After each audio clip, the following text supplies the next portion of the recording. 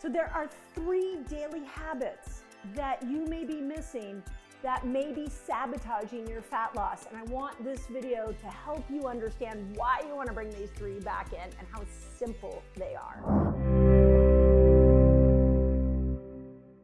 I can tell you that for over 25 years in my clinic, I started to see that there were small little daily steps that prevented somebody from losing weight. Women would come in, they would say, oh my gosh, I'm doing everything you told me to do, and I'm still not dropping weight. And what I found is these 3 things were missing. So let's get right to it and talk about these 3 things.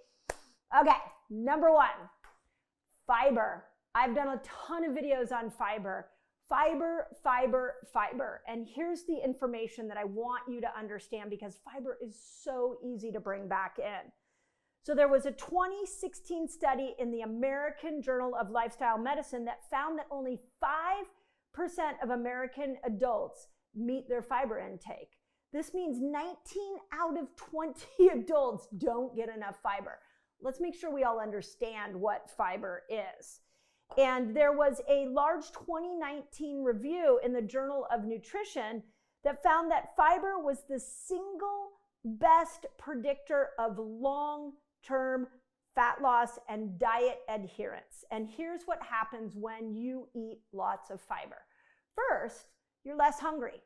So fiber fills you up. Second, remember we've talked about this, that when you put fiber with a meal, you slow down the glucose uptake. So if you don't have fiber, you're gonna have this huge sugar spike. If you have a big sugar spike, you're gonna get a lot of insulin.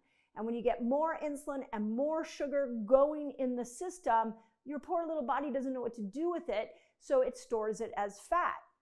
But if you eat fiber with even your highest carb meal, or even with your dessert, have some fiber, what you're going to start to see is that the glucose spike is going to be a lot less. This is why it's such an important nutrient. And the other thing that we know based off of research, and I will tell you, I know this based off of clinical experience, that long-term consistent weight loss, meaning over 6 months or more, requires you to eat daily doses of fiber. So what's the goal? What's the daily dose? It's 25 grams of fiber for women and 32 grams a day of fiber for men. And it's really easy to get fiber into your diet. I can say that, like here, I've got microgreens, and they're really simple. I put them in a bowl next to some animal meat. I do eat animal meat. So next to, chicken or fish or a grass-fed steak. And they're just microgreens. They came out of a bag. And I literally put them next to my meat. Couldn't be any easier. Other great way to get fiber in is blueberries. So we know that blueberries they're rich in fiber, they're great for your brain, and you can add them to some yogurt and you'll start to get more fiber into your diet through a very sweet way. So you can also look at those of you that are plant-based, things like beans. So 2 cups of beans has 15 grams of fiber. Or if you're like, I don't have time to eat all of that, you could go towards psyllium husks, and psyllium husks, 2 tablespoons of a psyllium husk will give you 12 to 14 grams of fiber. So there's a lot of different ways to bring fiber in. Okay, second thing you're doing, or hopefully you're not doing, that could be preventing fat loss, and it's so simple. Drinking water. I am not joking. Let me tell you the research on it. There was a study that was published in Physiology and Behavior that found drinking water before or with meals led to significantly greater weight loss over 12 weeks. The participants in the study had reduced hunger and they had fewer food cravings just by drinking water with their meals. And there was a 23 review in current obesity reports that explained why this happens. When your body is properly hydrated, Your cells produce more energy, which of course then if you have more energy, you're going to feel like walking more. Your metabolic rate increases. How many of you are like, oh my God, I want my metabolism to speed up? Drink water. It's that easy. Or the last thing that it did, I should say, and is your body burns more fat throughout the day when you are well hydrated.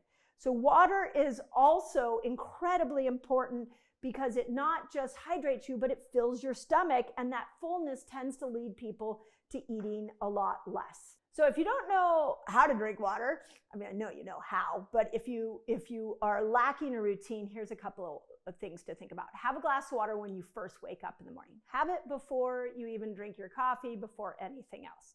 Have 1 glass of water with every meal that you eat, like a big glass, like this size. I'm not talking a little one. And have a glass of water before you go to bed. Now, if you're like me and you wake up in the middle of the night, don't wait a couple of hours before bed, have that last glass of water, because you might find that your bladder wakes you up at night.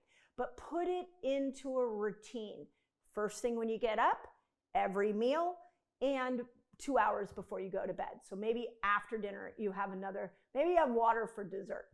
So, but it's simple, it's just forgotten, right? And we don't give it enough credit for losing weight.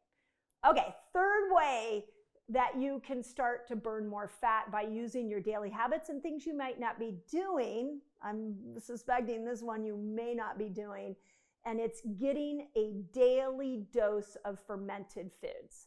Now, I've brought you a lot here on fermented foods. I think it's massively important that we bring fermented foods in. I've done some really cool videos on how just a cup of sauerkraut every single day can improve your mental state. I'll leave the links to those videos there.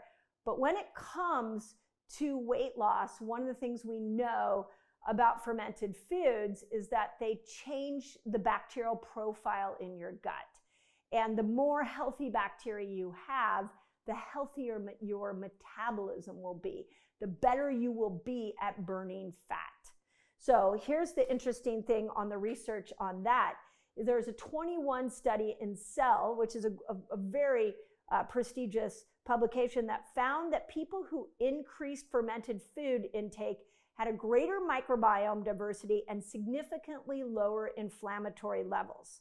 There was another study published in British Journal of Nutrition that found people who regularly consumed fermented dairy, so it can be yummy, and we'll talk about how you get it here in a moment, had lower body fat and improved metabolic markers. So what does this look like for you?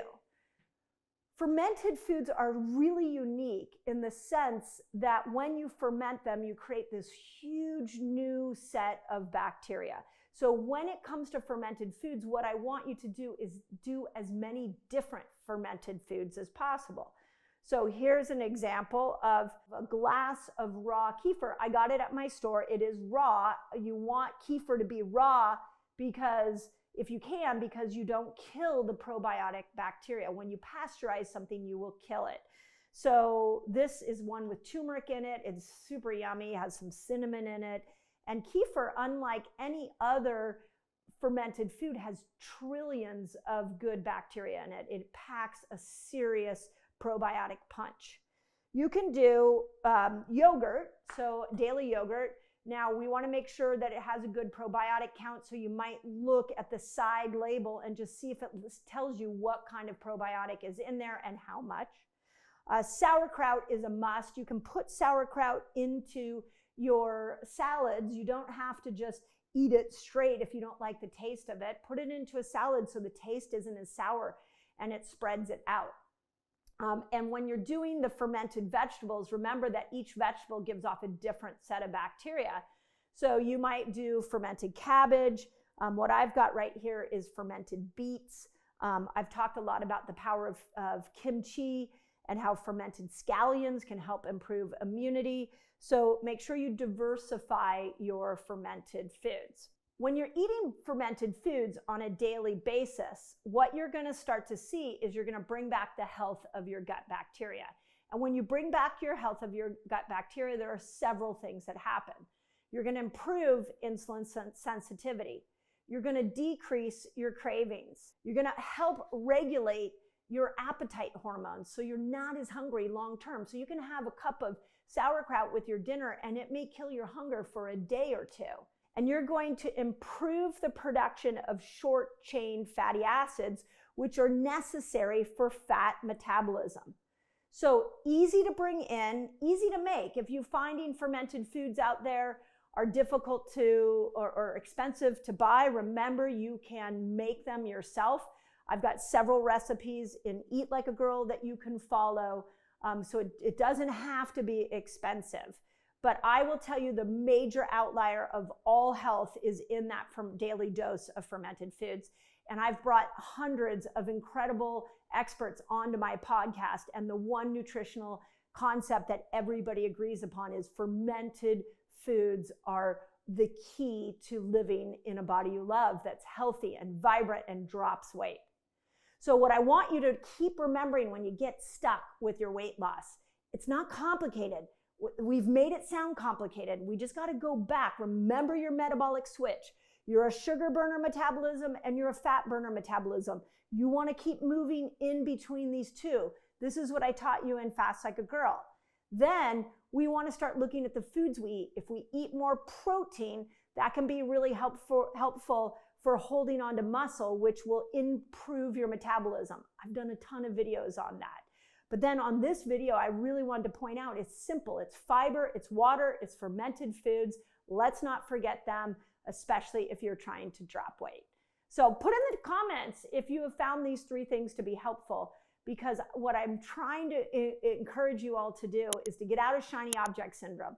Stop trying to follow the latest fad or stop putting your money into the trendy supplement. Many of you are doing the weight loss drugs and you're trying to financially get off of those. And these are the principles of healthy eating that are often forgotten and will sabotage the way that you lose fat. So let's bring these back. And as always, put in the comments what your experience has been with these hacks and know that I'm cheering you on. Hope that helps. If this helped, you're not going to want to stop there. Check out this video.